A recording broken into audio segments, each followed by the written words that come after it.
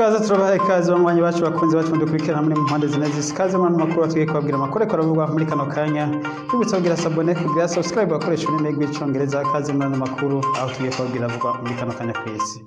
Twongeye kubaha ikaze rero banywanyi bacu bakunze bacu nkuko mubibona tugiye kubabwira amakuru ariko aravugwa muri kano kanya. Amakuru yacu rero n'ubu turahera mu Burusiya aho Uburusiya intambara y'Uburusiya na Ukraine intambara ihangayikishije isi cyane gose muri rusangi.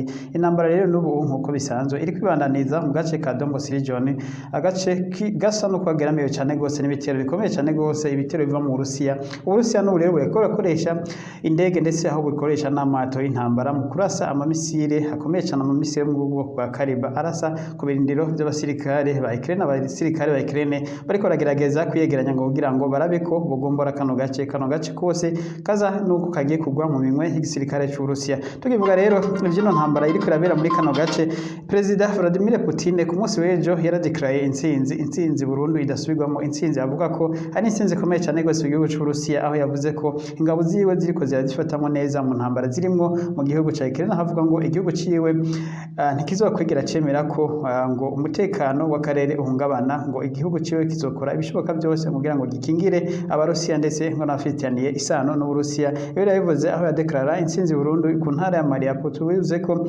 intara ya Mariupol ubu igisirikare cy'Uburusiya gisanzwe kigenzura inshuro 100% muri rusange, aho na Amerika yavuye yemera ko igisirikare cy'Uburusiya cyatsinze muri kano gace, ariko akavuga ko Amerika yo ikavuga ko ngo n'ubu intsinzi Uburusiya bwari bwiteze ngo iracyari kure cyane gose kugira ngo Uburusiya uyishikire.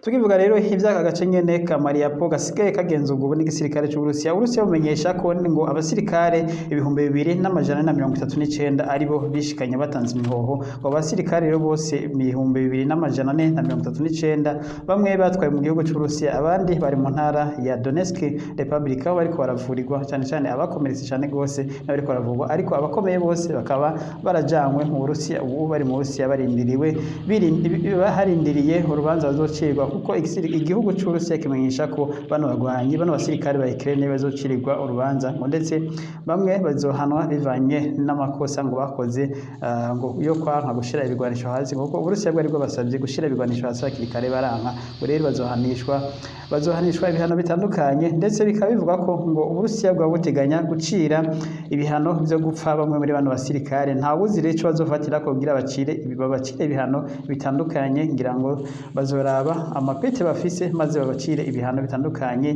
n'amapete bafise. Ibi nivyo amakungu yiteze, ariko amakungu akaba agabisha Uburusiya ko butocira ibihano byo gupfa bano basirikare mu gihe mu gihugu cy'Uburusiya ngo hakirimo igihano cyo gupfa, na cyane ko benshi batinya rero ko igihugu cy'Uburusiya cohava gicira ibihano byo gupfa bano basirikare ba Ukraine, mu gihe Ukraine yoyo iri kwirasaba ko bano basirikare babo bokwishanja bakaguranya n'abasirikare igihugu ca Ukraine naco gifise cafashe. Ariko rero igihugu ca Ukraine cyafashe abo cyafashe nubwo kibafise ntabwo bashika kuri iki gitigiri ni kinini cyane gose, nubwo igihugu ca Ukraine naco ngo gifise abasirikare cyafashe b'Uburusiya.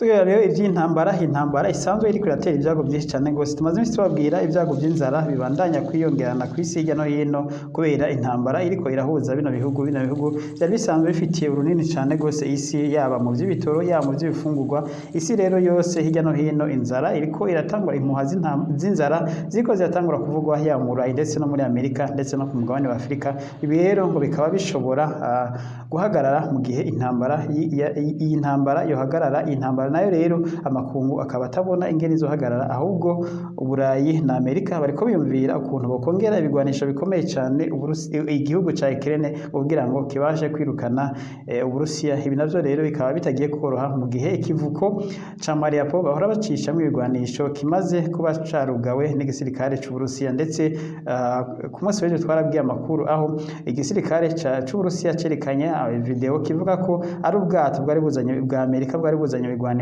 caturiye bwose burashobora tokombera. Ubu rero ngira ngo ibihugu by'Uburayi na Amerika bariko bariyumvira izindi nzira boza bacishamwe ibigwanisho kugira ngo ibigwanisho bishobore gushikira igisirikare ca Ukraine kivuga ko kibikeneye cyane gose muri iyi minsi. Ndetse umukuru w'igisirikare wa Ukraine yamenyesheje ko abaha ibigwanisho bo kwihuta bakabongira ibigwanisho kuko urugamba rwakaze mu karere ka Donbas region. tukivuga nyene ivy'intambara Uburusiya bumaze kumenyesha ko busa n'uburiko burayitsinda. Perezida wa Ukraine Zelensky yamenyesheje ku munsi w'ejo ko intambara idashobora guhagarara mu gihe Ukraine itazoba iraronka intsinzi, aho Perezida Zelensky amenyesha ko ngo intambara izomagwa n'ibiganiro gusa ngo vya diplomasi, ngo ahandi hoho inkoho ndetse ngo n'urugamba rutazopfa ruhagaritse intambara muri kariya gace. Ahavuga ko ndetse yakamenyesha ko ngo nubwo bifuza ibiganiro vy'amahoro ngo kugira ngo zino ntambara zihagarare, ngo Ukraine ntiyitayari ngo kuba yoheba n'agace na gatoya ngo ndetse n'imetero imwe ku butaka bwayo, kuko muri aya masezerano Uburusiya busaba Ukraine ko yogira ibice ihevye, na cane cane ibice izi ntara za Luhansk na Donetsk zivuga ko zikukiye ko Ukraine yo zireka zikikukira burundu zikaja aho zishaka, yaba zishaka kuja ku Burusiya canke zikigenga ubwazo. Ibi navyo rero Perezida Zelensky yavuze ngo ntituzigira twemera ngo kwisango y'abasokuruza bacu bagwaniye ndetse bamwe bakasiga ubuzima uko duheba ko n'imetero, ngo ibiganiro byose turavyemeye, ngo turi open, turiteguye kugirana ibiganiro n'Uburusiya, ngo ariko kuba twoheba gace na kamwe mu buce busanzwe buri ku butaka bwa Ukraine, ngo ivyo vyovyo ngo ntibirimo mu byo dushobora kuganira ko ngo niba bashaka ibiganiro zobijamwo, ariko guheba isambu yacu y'abasokuruza bacu ivyo ngo ntibishobora kubikora.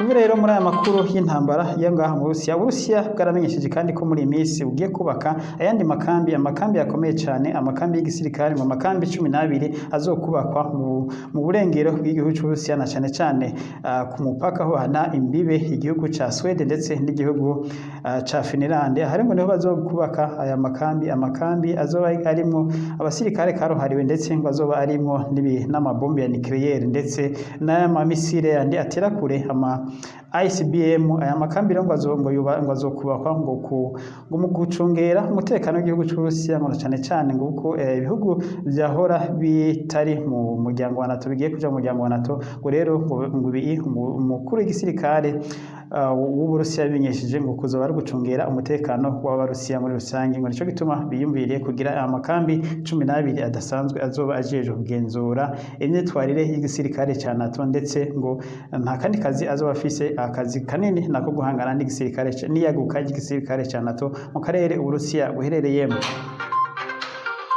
Tuve ngaho rero dusimbire kwindi migabane. Mu Buyapani Perezida wa Amerika Joe Biden mu rugendo arimo muri Aziya, ubu ari mu Buyapani. Uno musi rero mu Buyapani yashikirije ijambo ahavuga ko yahamagariye ibihugu byose byo muri Aziya Pacifique ko vyoja hamwe mu mugambi wo ivyo bise ngo umugambi wo kuvyura ubutunzi bw'iyo kontina, aho yavuze ngo Amerika izoba mufashanya bikorwa mukuru, ngo ndetse ngo hamwe boja hamwe bino bihugu, aho yavuze ibihugu vya Cambodia ndetse n'ibihugu za Thailand, avuga ibihugu byose byo muri za Vietnam, za Korea y'Epfo ndetse n'Ubuyapani. Yavuze ati mwese mugiye hamwe twese tukaja hamwe tugakorera hamwe, ati iterambere rirashoboka, aho bino bihugu ngo bisa nuko biri nyuma mu iterambere, ngo ariko rero ubu bakaba biyemeje gukorana hamwe bose bakoranire hamwe, ndetse Amerika ikaba yemeje gutanga amadolari menshi cyane gose kugira ngo muri umugambi kugira ngo bino bihugu nazo bizamuke mu iterambere.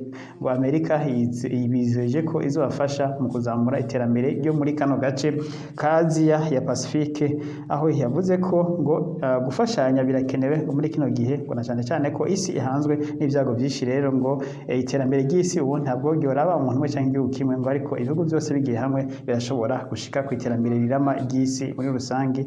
Iyo n'amajambo Perezida Biden yavugiye mu Buyapani aho ari mu rugendo rw'imisi 3 yahereye muri Korea y'Epfo. Tuve ngaho nyene mu by'ubutunzi, aho tumaze iminsi tubabwira ko isigaramiwe n'inzara muri rero Davos muri Switzerland harakwaniye iyo bise Annual Forum. Iyi nama yari kunda kuba buri mwaka, ariko mwaka wezi kabitabaye. Annual Forum rero yakwaniye Davos muri Switzerland, iriko ihuza abakuru b'ibihugu n'abajejwe iby'ubutunzi ku isi muri rusange bashika ku 2500, bakaba bakoraniye muri inama ngo bige ko kubijanye n'iby'ubutunzi ikiza cy'inzara kigaramiye isi muri rusange, ndetse ngo barabe n'izamuka ry'ubutunzi n'ibyo bokora ngo kugira ngo isi ntihure n'ibyago, nk'uko abashakashatsi bariko baravuga ko isi igiye guhura n'ibyago byinshi n'inzara. Inama rero igiye kwiga ku by'ubutunzi ihuje abantu bose ihuza abantu bafise ico bajejwe mu bitunzi ndetse n'amareta n'abategetsi benshi cyane gose bitabiriye inama iko irabera Davos muri Swaziland. Ibihugu byinshi bikaba byayitabiriye, ikaba iyi nama igiye kwiga ku kibazo cy'ubutunzi n'umutekano muri rusange bijanye n'ivy'ifungurwa n'izamuka ry'ubutunzi n'izamuka ry'ibiciro by'ibifungurwa ku isi muri rusange. Tuve ngaho rero tuze ku mugabane wa Afurika. Perezida w'umuryango umwe bwa Afurika akaba na perezida w'igihugu cya Senegal Macky Sall ku munsi w'ejo yarakiriye kansera w'Ubujerumani, aho mu ijambo yavuze ko Senegal ndetse na Afurika muri rusange ibabajwe n'intambara ziriko zirahuza igihugu cy'Uburusiya n'igihugu ca Ukraine, aho yavuze mu perezida ko agiye kugendera perezida Macky Sall yavuze ko agiye kugendera vuba mu gihugu cy'Uburusiya ndetse ngo azogendera n'igihugu ca Ukraine, ngo hakazobajanye ubutumwa bw'umuryango umwe bwa Afurika wahazoba bagiye gusaba bino bihugu ko vyorangiza intambara mu kumvikana. Yavuze ngo Afurika ntaho ishigikiye, nta ruhande na rumwe ishigikiye, ngo ariko Afurika ngishaka kuba nk'umuhuza ngo kugira ngo amahoro aboneke ku isi. Ngo Afurika irababajwe n'ibiriko biraba muri kiriya gihugu ndetse ngo biriko biragira ingaruka mbi ku isi. Ngo rero yarumvikanye Macky Sall perezida wa Senegal asanzwe ari we ayoboye umuryango umwe bwa Afurika muri kino gihe, avuze ko yavuganye n'abandi bakuru b'ibihugu ba Afurika akaba yarazogenda ajanye ubutumwa mu gihugu cy'Uburusiya ndetse n'igihugu cya Ukraine bw'abanyafurika muri rusange, ngo hazoba bagiye gusaba ahanini ko intambara yohagarara. Ibyo yabivuze rero mu gihe ariko yakira kansera w'Ubujerumani ku munsi w'ejo i Dakar muri Senegal. Reka turangiza n'amakuru rero ku nkuru y'imyerekano ntubiriko irabandanya muri Israel. Imyerekano y'abanyapalestina n'ubirabandanya muri Israel, aha abanyapalestina uku kwezi kose guheze bari mu myerekano biyamiriza ico biyita nk'ivogerwa ry'abanya-Israel ku butaka bwabo. Abanya-Israel nabo bakaba bagiriza abanyapalestina ko bariko bavogera nabo ubutaka bwabo. Muri iyi myerekano rero twibutse ko imaze gupfira mu bantu batari bake, ndetse ku munsi w'ejo abasirikari ba Israel bongeye kuboneka bakubita abanyapalestina, ndetse benshi bakaba komeretse babasukamo n'ivyotsi bikoroza mu musozi, aho biboneka ko akajagari kariko kagira ku rugero nini cyane rwose ubwo kamaze igihe kinini. Twibutse ko hamaze gupfiramo abajournaliste ndetse n'abandi basivile benshi. Muri kino gihe nyene igisirikare ca Israel gisanzwe kiri mu myemerezi zidasanzwe iya gisirikare, aho kivuga ngo citeguriye guhangana na Iran mu gihe Iran yotera, ko Iran yagarishije ko ishobora gutera Israel ngo kuko Israel iriko irahohotera bano abanyapalestina, ndetse bano abanyapalestina bakaba besharamizirima bafitaniye isano n'abanya-Irani. Ibi rero byose nivyo bituma muri kariya gace ka Israel karimo Israel hari imvururu z'intambara muri kino gihe kubera imyerekano ya buri munsi y'abanyapalestina, ndetse abapolisi n'abasirikare ba Israel nabo bakabasukamo ivyotsi, ndetse rimwe na rimwe bakaba babarasa, ndetse bakarasa n'amasase yica. Naho rero turangirije hano amakuru twibutsa ariko muri Kenya ko amatora agiye kuba uno munsi. Umugwi ujejwe amatora muri Kenya witwa IEBC wakoranije abigwa bose n'ikibazo cy'amatora ndetse n'abakandida ba perezida. Twibutse ko abakandida ba perezida bamaze kuba abigenga bo nyine amaze kuba 39 gushira ko abaserukira imigambi bashika nk'umunani. Ni kuvuga ko abakandida b'umwaka muri Kenya mu matora bashaka kuba perezida wa Kenya bamaze gushika kuri 42. Umva kino gitigiri kinini cyane rwose kitigeze kiba muri Kenya. Ibi rero bamwe bavuga ngo n'umugambwe ni perezida wa Kenya ariko yasapotinze abantu benshi cyane rwose bigenga kugira ngo basanzwe bagize amajwi menshi azabemfa gusa maze ngo abone gutsinda uwashigikiye abone gutsinda aya matora. Ibi rero niko benshi babibona, ariko abandi nabo bavuga ngo ni demokarasi. Ngo muri demokarasi rero umuntu wese aremerewe kwegaragaza ibyumviro byiwe, yaba ushaka kwitoza canke ushaka gutora.